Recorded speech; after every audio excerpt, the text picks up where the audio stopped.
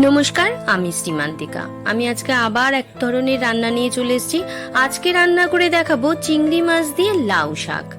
তো যারা জানেন তাদের মনে করে দেওয়ার জন্য, আর যারা জানেন না তাদেরকে দেখার জন্য। তো চলুন কি কি উপকরণ লাগে চিংড়ি মাছ দিয়ে লাউ শাক করতে একটু দেখে নিই। তো আমি এখানে খানিকটা লাউ শাক আগে থেকে কেটে ধুয়ে রেখে দিয়েছি, আর সঙ্গে নিয়ে নিয়েছি 2 থেকে 3টে আলুকে কেটে নিয়েছি, একটা টমেটোকে কুচো করে নিয়েছি, 2 থেকে 3টে পেঁয়াজ কুচো করে নিয়েছি। আর মশলা কি কি নিয়েছি একটু দেখে নিন। নিয়ে নিয়েছি হলুদ গুঁড়ো, নুন, চিনি, ধনে গুঁড়ো, জিরে গুঁড়ো, আদা রসুন পেস্ট, আর নিয়ে নিয়েছি শুকনো লঙ্কা আর 5 ফোড়ন। তো আজকে এই মশলা দিয়ে রান্না করব চিংড়ি মাছ দিয়ে লাউ শাক। তো চিংড়ি মাছ দিয়ে যে লাউ শাক করবো, চিংড়ি মাছটা কোথায় গেল? এখানে তো শুধু শাকই না, এখানে চিংড়ি মাছ আগে থেকে ধুয়ে নুন হলুদ মাখিয়ে রেখে দিয়েছি। তো চলো চিংড়ি মাছ দিয়ে লাউ শাক দেখে নিই। আমি এখানে গ্যাস জ্বালিয়ে কড়াটা বসিয়ে দিয়েছি। এখন কড়ার মধ্যে পরিমাণ মতো সর্ষের তেল দিয়ে দেবো। তেলটা গরম হওয়া অবধি অপেক্ষা করতে হবে। তেলটা গরম হয়ে গেছে। এ মা, কালো মতো একটা কি পড়েছে, এটাকে একটু তুলে নিয়ে আগে। তো তেল গরম হয়ে গেছে। এখন আমি নুন হলুদ মাখিয়ে রাখা যে চিংড়ি মাছটা, ওটা আগে একটু ভেজে নেব। তো চিংড়ি মাছগুলো আমি এখন তেলের মধ্যে ছেড়ে দিলাম।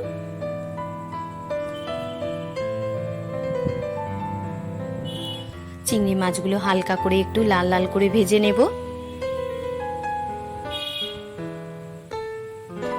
আমি এখানে 250 মতো চিংড়ি মাছ নিয়েছি। আপনারা চাইলে একটু বেশি করেও দিতে পারেন। চিংড়ি মাছ যতটা বেশি দেবেন ততটাই ভালো লাগবে। তো চিংড়ি মাছগুলো ভাজা হয়ে গেছে, আমি একটা পাত্রের মধ্যে তুলে নেব।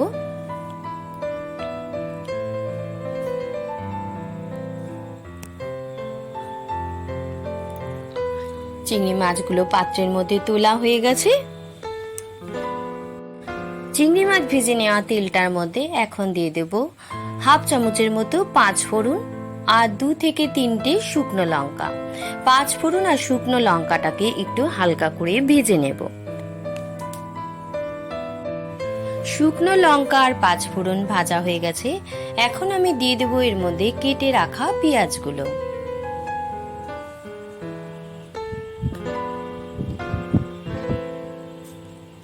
পেঁয়াজগুলোকে একটু নাড়াচাড়া দিয়ে একটু লাল লাল করে ভেজে নেব।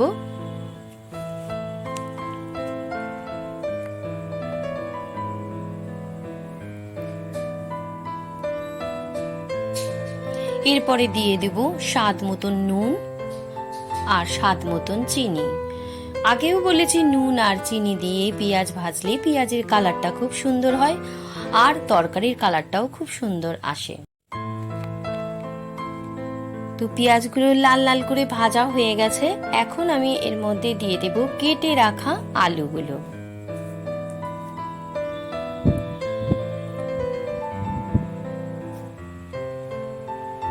এবার আলু আর পেঁয়াজ একসাথে ভেজে নেব।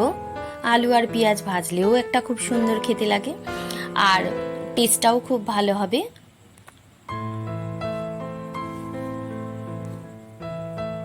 এরপরে দিয়ে দেব পরিমাণ মতো হলুদ গুঁড়ো। হলুদ গুঁড়ো দেওয়ার পরে আলুটাকে আরেকটু ভালো করে ভেজে নেব।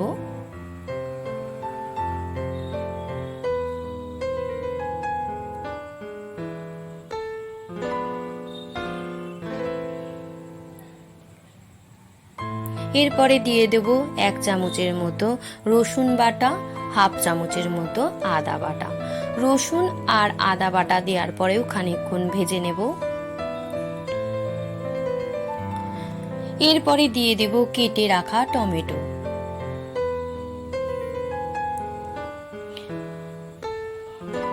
টমেটো দেওয়ার পরেও একটু ভালো করে মশলাটাকে কষিয়ে নেব। তরকারির মশলা যত কষাবে তত খেতে টেস্ট হবে। আর কষাতে কষাতে দেখবে টমেটোটাও একটু গলে যাবে আর তেল ছেড়ে দেবে, তখন বুঝবে যে তরকারি কষানো হয়ে গেছে। তো চলো খানিকক্ষণ মশলাটাকে কষিয়ে নিই। তো দেখো মশলাটা কষানো হয়ে এসেছে। এখন এর মধ্যে আমি দিয়ে দেবো পরিমাণ মতো ধনে গুঁড়ো আর পরিমাণ মতো জিরে গুঁড়ো। জিরে গুঁড়ো আর ধনে গুঁড়ো দেওয়ার পরেও মশলাটা খানিকক্ষণ কষিয়ে নেব।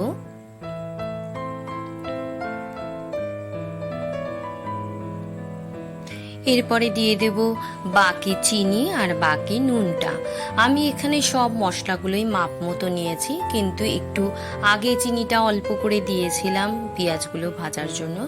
এখন পুরোটাই দিয়ে দিলাম। দেখো মশলাটা কষা হয়ে আসছে।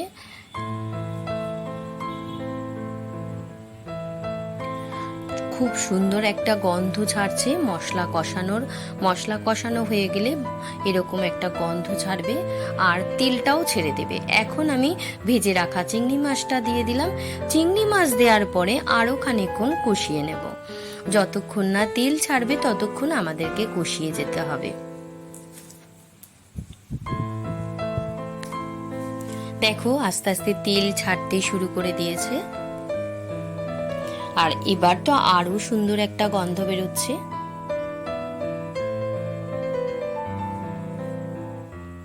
দেখো মশলা কষানো হয়ে গেছে, পুরো তেল ছেড়ে দিয়েছে। দেখো এই আমি খুন্তি দিয়ে নেড়ে দেখাচ্ছি, দেখো পুরো তেল ছেড়ে দিয়েছে। এখন আমি কেটে রাখা শাকগুলো এর মধ্যে দিয়ে দেব। এবার শাকগুলো দেওয়ার পরে ভালো করে খুন্তি দিয়ে নাড়াচাড়া করে শাকটার সাথে মশলাটাকে মিশিয়ে দেব।